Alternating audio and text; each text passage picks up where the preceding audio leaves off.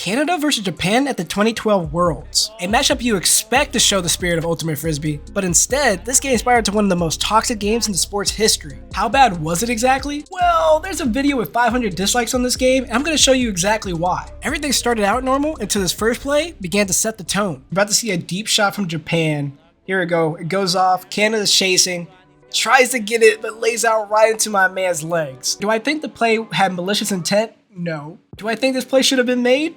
Also no. Like, he was legit trying to make a play on this disc right here. But I mean, I am just very glad that Japan got up as quick as they did, because that could have ended really bad. But if you watch this entire game, this game was really physical on both sides, kind of like this play with Japan here.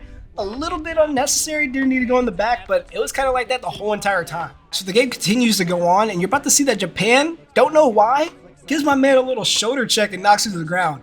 You can see they're already starting to go at it a little bit. Tensions are starting to rise. They kind of dap it up and get past it, but nah, man. This is literally just the beginning, and it gets way worse than this. So about 25 minutes after that last altercation, another one pops up here with Canada. You're going to see that number 13 slashes across here, gets pushed in the back by Japan. He gets in his face and literally is ready to throw hands. So I obviously don't agree with the push by Japan here. But the reaction from it as well, I don't agree with either. He almost spiked the disc on my man's face, and then he got up in his face even more. Props on number 97 just getting up and walking away, because I'm not going to let some dude, some random guy talk to me like he's my dad or something like that. Play continues on with the game tied at 8s, a huge point for momentum, and Canada gets it right at the doorstep. They're trying to squeeze it in, and then they try to force it, and Japan squeaks in and gets the D.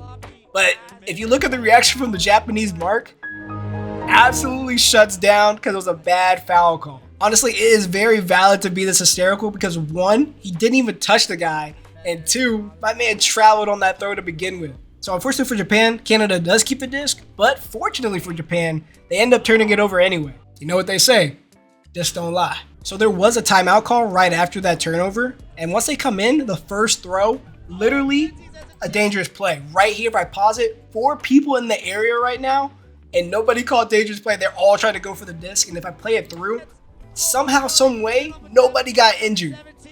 Right after, though, number 4 tries to force a foul because they were just trying to stop the momentum. Like, that man ain't fooling anyone. He was not getting this block. He probably saw all the Japanese players running downfield and was just trying to force the foul. And we still haven't gotten to the crazy parts of this game yet. Japan's trying to get it off the sideline. You're going to see this Japanese cutter try to dance in the lane here. Gets open just for this guy to dive right through his back. Honestly, the part that does it for me is like after he goes down, he tries to make a joke and just laugh it off. And then even on top of that, the Canadian player just snatches the disc. He's trying to get back going to try to win the game. I understand the winning part, but like, hold up, man, my boy dying over here. So anyway, 2 throws later, we're still on the sideline. Same Canadian player lays out into another guy's back again. And the funny thing on this play, if you listen to the announcer, oh, great bid.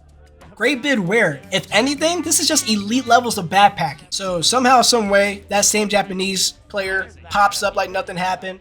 But the next throw, the same thing, but different player, but the same thing. I guess the good thing that came from that last one is that they do shake hands after it. He seemed really apologetic for doing that, which is good.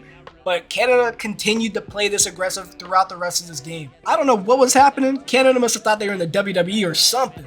Watch out, watch out, watch out, watch out!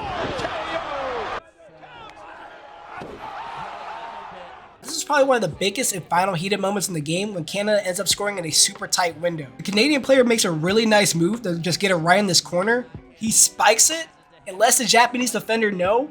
Literally. I wish the Japanese defender didn't get held back. He was ready to do something. Look at that point. He's looking pointing there like, hey, get your mans before I do something. Hey, this game, bro. This game. But regardless, the physical play went on, and the score was neck and neck all the way through. But in the end, Japan got the last laugh when they scored on Universe. And if you just listen to the crowd, Japan got their hands on it. Japan wins game. Nobody was rooting for Canada at the end of that game. And honestly, rightfully so. But if you enjoyed watching these fouls, then check out